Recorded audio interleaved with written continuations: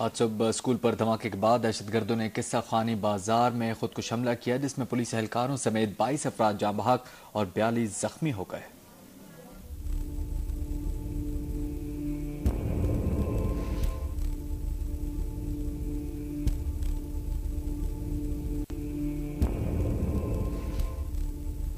پشاور کے مصروف ترین تجارتی مرکز قصہ خانی کے چوک شہیدان میں جماعت اسلامی کے زیر اہتمام لوڈ شیڈنگ کے خلاف احتجاج جاری تھا کہ ایک خودکش حملہ آور نے مجمع میں گھس کر خود کو دھماکے سے اڑا دیا، جس سے بڑے پیمانے پر تباہی ہوئی۔ پولیس کے مطابق خودکش حملہ آور کا سر اور بارودی جیکٹ کے ٹکڑے ملے ہیں۔ بم ڈسپوزل اسکواڈ کے مطابق دھماکے میں 5 سے 6 کلو گرام بارودی مواد استعمال کیا گیا۔ میں اس کا ہیڈ بھی مل گیا اور ایک پاؤں بھی ملا ہے، جس سے کنفرم ہو رہا ہے کہ سوسائڈ ہے، لیکن اس میں کوانٹٹی زیادہ استعمال نہیں کی، تقریباً 6 سے 7 kg ہائی ایکسپلوسو یوز کیا ہے۔ شہید ہونے والوں میں جماعت اسلامی کے رہنما حاجی دوست محمد اور ڈی ایس پی گلفت حسین بھی شامل ہیں۔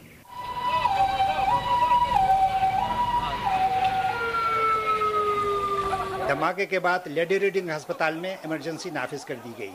ساتھی رپورٹر شکیل فرمان علی، عمیر یاسر، شیبہ حیدر اور نعمان خان اور کیمرہ ٹیم کے ساتھ محمد شریف شکیب، جیو نیوز، پشاور۔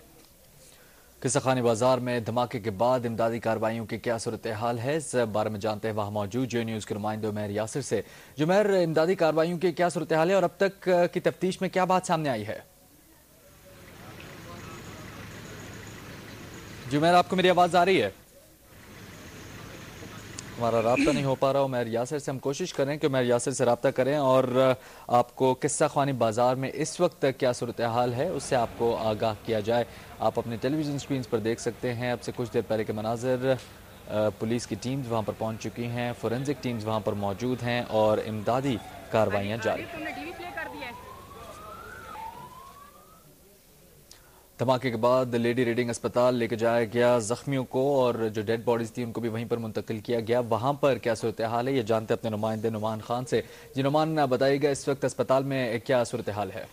جی، ہسپتال میں اس وقت جو ڈیڈ باڈیز لائے گئے ہیں ان کو ان کے لواحقین کے حوالے کیا جا رہا ہے۔ اس میں جو جماعت اسلامی کے امیر جو کہ شہید ہوئے تھے ان کی ڈیڈ باڈی کو ان کی رہائش گاہ پر منتقل کیا گیا ہے اور شاید ان کا نماز جنازہ کل ادا کیا جائے گا۔ اس کے علاوہ جو دیگر افراد ہیں ان میں 18 افراد کی شناخت ہو چکی ہے، جبکہ 4 لاشیں جو یہاں پر لائی گئی ہے ان کی شناخت حال نہیں ہو سکی ہے۔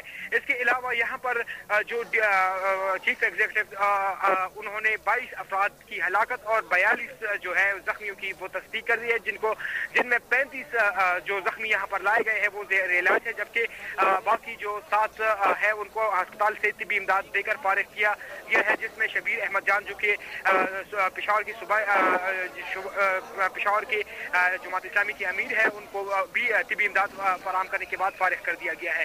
اس کے علاوہ یہاں پر جو VVIP وزٹ ہے ان پر پابندی لگا دی ہے ہسپتال انتظامیہ نے۔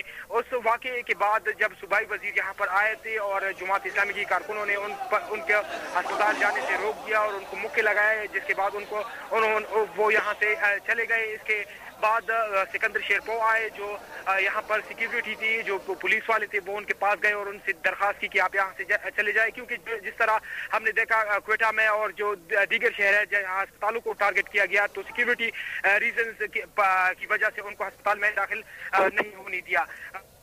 جی بہت شکریہ نعمان آپ کا۔